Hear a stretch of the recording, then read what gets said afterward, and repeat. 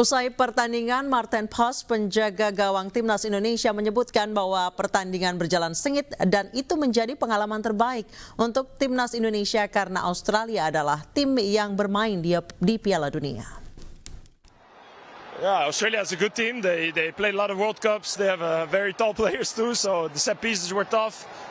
And they create good chances, but luckily we could keep the 0-0. I have no words, to be honest. Terima kasih. I see you in October, and in November we have 2 games here. So I hope you support us again like this because. Dan pemirsa, untuk membahasnya kami telah terhubung dengan Ketua Badan Tim Nasional PSSI Sumarji dan pengamat sepak bola M. Kusnaini atau yang akrab disapa Bungkus. Selamat sore Bapak-bapak. Selamat sore. Baik, saya ke Pak Sumarji. Pak Sumarji, sebelum kita bahas kemarin persiapan untuk tanggal 10 seperti apa, 10 Oktober. Pak Sumarji, mohon maaf masih di mute, Pak. Oh iya, sorry. Mohon maaf. Iya, jadi selesai pertandingan semalam, kita langsung menyampaikan beberapa hal terkait dengan kesiapan dan persiapan tim untuk pertandingan tanggal 10 Oktober kita away di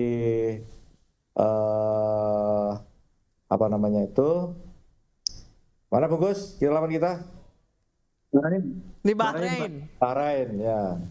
Kita away Bahrain. Jadi untuk pertandingan di Bahrain semalam kita sudah sampaikan beberapa hal, khususnya penekanan kepada para pemain agar mempersiapkan diri dengan sebaik-baiknya. Terutama beberapa hal yang menjadi penekanan dan juga perlu disampaikan kepada para pemain adalah agar para pemain menjaga performa, ya. Sekali lagi menjaga performa ketika kembali ke klub masing-masing, baik untuk pemain yang diaspora maupun pemain abroad dan juga pemain yang main di Liga 1, ya. Liga 1. Jadi yang kita tekankan dan sampaikan adalah menjaga performa dan tetap untuk bisa menjaga dan bisa menyiapkan dirinya untuk tetap menjadi starter.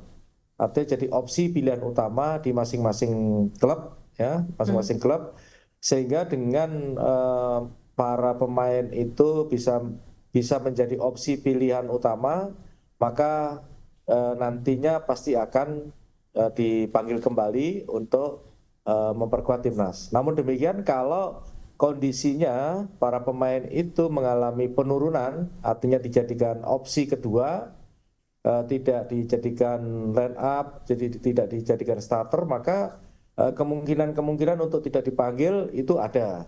Nah, di samping itu juga Pak Sumarji, apakah ada rencana berganti pemain yang nanti akan berlaga di tanggal 10, Pak? Atau dengan skuad yang ini saja yang kemarin sudah cukup kompak kerjanya? Ya, itu tadi yang saya sampaikan. Jadi kan ini disampaikan kepada para pemain sebelum pulang kemarin, ya. Oh, sudah diimbau ya, Pak, ya? Ya, tadi kan tanya ke saya, makanya saya sampaikan gitu. Sehingga berkaitan dengan para pemain sendiri, kalau memang performanya turun, ya secara otomatis kemungkinan untuk tidak dipanggil itu ada gitu. Baik. Apalagi kalau sampai para pemain melakukan kesalahan, contoh misalkan melakukan pelanggaran di klub yang kira-kira tidak bisa ditoleransi, secara otomatis kami akan perlu pantau gitu, dan itu akan menjadi catatan tersendiri buat kami. Jadi karena waktunya cukup singkat, jadi diharapkan pemain-pemain ini menjaga performa dan menjaga attitude, ya, agar tidak terkena pelanggaran, ya, Pak Sumarji. Betul. Itu salah satu poin penting yang kita sampaikan ke para pemain. Baik, saya ke Bungkus. Bungkus, menurut Anda nanti tanggal 10, apakah dipertahankan gaya bermain yang kemarin, yang melawan Australia juga melawan Arab Saudi, dengan formasi yang sama atau perlu ada refreshment? Iya, kalau membangun tim itu kan bukan hal yang mudah ya. Bagi pelatih tentu tidak akan mudah tiba-tiba mengubah susunan pemain, tiba-tiba memanggil banyak pemain baru, pasti tidak akan mudah. Jadi kalau kerangka tim sih biasanya pelatih tidak akan melakukan banyak perubahan, tapi memang pemain-pemain yang sedang menonjol di liga biasanya dikasih kesempatan untuk memperkuat tim nasional. Sementara yang sedang menurun biasanya juga memang diistirahatkan. Itu hal yang lumrah biasanya dalam pemanggilan tim nasional. Tapi memang saya setuju dengan Pak Marji tadi bahwa penting sekali tim nasional menekankan kepada pemain supaya di level klub itu mereka fight mendapatkan tempat. Karena kita bisa lihat pemain-pemain yang rutin bermain di klub itu penampilannya di timnas pun biasanya bagus. Kondisinya terjaga, levelnya juga tinggi. Nah, yang di klubnya jarang bermain itu biasanya ketika di tim nasional juga terlihat ada penurunan. Baik, jadi memang mereka harus berjuang biar bisa sampai ada di posisi timnas gitu. Jadi timnas menjadi next level gitu ya Bungkus ya. Iya, karena timnas itu kan kumpulan pemain-pemain terbaik di level klub ya. Jadi tidak ada garansi pemain yang sekarang ada di timnas itu di pertandingan berikutnya pasti dipanggil, tidak ada garansi. Mereka harus fight di level klub menunjukkan bahwa mereka tetap merupakan pemain yang penting. Cuma sekali lagi seperti yang saya bilang, pelatih biasanya punya kerangka tim yang dia tidak akan dengan mudah mengubah kerangka itu. Dia akan tetap memberikan pendekatan-pendekatan khusus, diskresi khusus supaya kerangka tim itu tidak terlalu cepat, tidak terlalu banyak berubah. Baik, Bungkus, kemarin pada saat konferensi pers dengan Coach Shin Tae-yong, salah satu wartawan sempat menanyakan, laga tadi malam dan ketika melawan Arab Saudi, ini timnas Indonesia lebih banyak gayanya bertahan. Apakah nanti melawan Bahrain yang belum pernah masuk Piala Dunia, tapi kemarin mengalahkan Jepang 5-0, ini gayanya akan sama? Mengalahkan Jepang 5-0. Iya. Jadi memang setiap pertandingan itu adalah situasi yang berbeda bagi setiap tim ya. Karena itu pendekatan terhadap sebuah pertandingan oleh pelatih juga pasti berbeda. Saya pikir sangat realistis ketika Shin Tae-yong membuat pendekatan yang lebih pragmatis ketika melawan Australia dibanding di laga pertama. Karena levelnya Australia ini kan termasuk tim elit Asia. Dan jangan lupa materi pemain Australia yang kemarin bermain itu rata-rata umurnya masih di usia emas, 25, 26. Ada beberapa yang memang usianya sudah kepala tiga seperti Jackson Irvine, kemudian kipernya. Tapi selebihnya pemain Australia itu ada di level usia emas 25, 26 dan sebagian besar main di Eropa. Karena itu Shin Tae-yong juga mengukur materi pemain yang dia punya seperti apa, yang dihadapi lawan seperti apa, makanya pendekatannya terlihat lebih bertahan. Itu misalnya tercermin dari susunan pemain di babak pertama, di mana gelandang itu sebagian besar anak-anak muda petarung. Ada Marcelino, ada Ivar Jenner, ada Nathan Chuaon, Tom Hae baru masuk di babak kedua. Tujuannya supaya apa? Di babak pertama bertarung dulu anak-anak muda ini, supaya di babak kedua masih ada yang cukup segar tenaganya untuk menjaga ritme permainan, jangan sampai seperti di laga pertama lawan Arab Saudi di mana kita menurun. Nah, tapi lawan Bahrain tentu akan berbeda karena Bahrain ini sebagian besar pemainnya adalah pemain yang bermain di klub-klub lokal seperti Manama dan sebagainya gitu ya. Sehingga pasti Shin Tae-yong, apalagi dia sudah lihat videonya Jepang lawan Bahrain, akan membuat pendekatan yang pasti berbeda lagi. Jadi sekali lagi setiap pertandingan adalah hal yang berbeda bagi setiap pelatih. Baik, saya ke Pak Marji. Pak Marji, kalau melihat dari pertandingan kemarin, ada atau tidak gerak-gerik nih Australia meremehkan Indonesia, makanya pemainnya pun mengatakan mereka agak sedikit lost di awal-awal katanya. Jadi kalau itu kayak sepertinya sih tidak.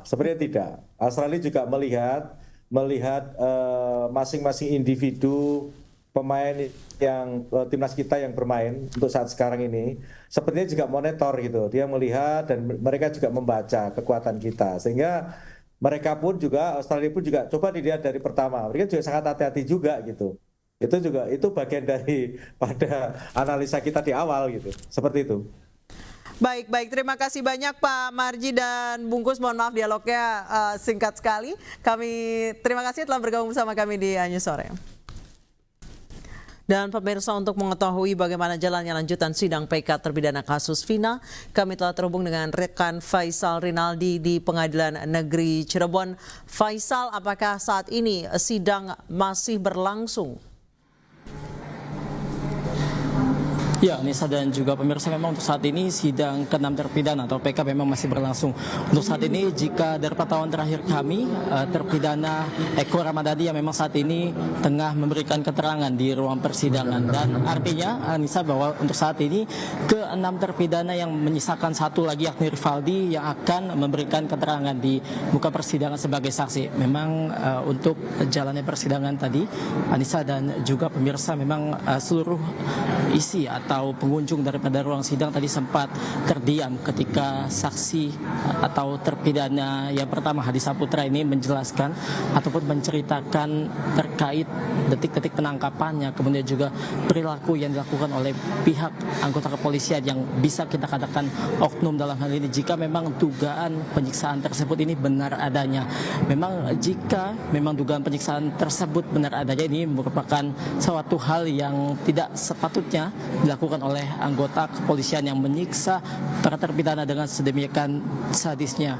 Nah, ini yang juga kita masih tunggu, Adisa dan juga pemirsa, keterangan terakhir dari terpidana Rivaldi yang nantinya akan memberikan keterangan, mengingat memang untuk Rivaldi ini sendiri berbeda dengan kelima terpidana lainnya. Dikarenakan memang untuk kelima terpidana lainnya seperti misalnya Hadi Saputra, kemudian juga Eka Sandi, Eko Ramadhani, Jaya dan juga Supriyanto ini secara bersama-sama pada malam kejadian atau pada saat 27 Agustus 2016 lalu ini berada di lokasi yang sama, yakni di warung Bu Nining pada saat malam kejadian, dan juga menginap bersama-sama di rumah RT Pasren. Nah, ini yang juga menjadi highlight dalam persidangan pada hari ini, karena memang pada keterangan sebelumnya ini RT Pasren tidak menerangkan atau tidak mengungkapkan bahwa ke-6 terpidana ini berada, atau kelima terpidana yang maksud kami yang tadi kami sebutkan ini berada di rumahnya pada malam kejadian. Nah, ini yang fakta tersebut memang kembali terungkap di dalam persidangan hari ini, di mana kelima terpidana yang kami sebutkan tadi, Eko Ramadhani, kemudian juga Eka Sandi, Hadi Saputra, Jaya dan juga Supriyanto betul-betul menginap di rumah RT Pasren pada 27 Agustus 2016.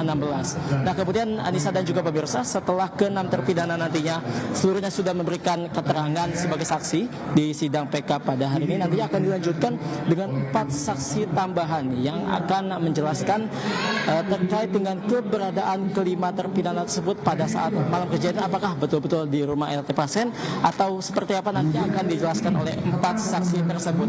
Namun yang kita tunggu adalah keterangan daripada Rivaldi sebagai satu orang terpidana yang memang berbeda lokasinya dengan kelima terpidana lain pada saat kejadian, karena memang untuk Rivaldi dengan 5 terpidana lain ini tidak saling mengenal pada saat kejadian lalu, karena kan mereka baru ketemu dengan Rivaldi yakni pada keesokan harinya saat ditangkap, yakni pada tanggal 31 Agustus maksud kami di Polresta Cirebon. Ini yang kita masih sama-sama tunggu, Anissa dan juga pemirsa, keterangan dari Rivaldi dan juga keempat saksi lainnya yang masuk ke klaster saksi alibi. Nah, informasi saja, Anissa juga pemirsa, memang untuk sidang PK ini sudah menyiapkan sebanyak 39 orang saksi. Kita nantikan, Anissa, kelanjutan dari sidang PK ini. Anissa. Baik, terima kasih Faisal Rinaldi atas laporannya dari Pengadilan Negeri Cirebon, Jawa Barat. Selamat bertugas kembali. Pemirsa, Ketua MPR RI Bambang Susatyo menggelar silaturahmi kebangsaan dengan mengundang Presiden Republik Indonesia kelima Megawati Soekarno Putri. Dalam silaturahmi, Bambang Susatyo menyerahkan surat pimpinan MPR RI tentang tindak lanjut tidak berlakunya lagi TAP MPRS nomor 33 MPRS 1967 tentang pencabutan kekuasaan pemerintahan negara dari Presiden Soekarno kepada keluarga Presiden pertama Republik Indonesia.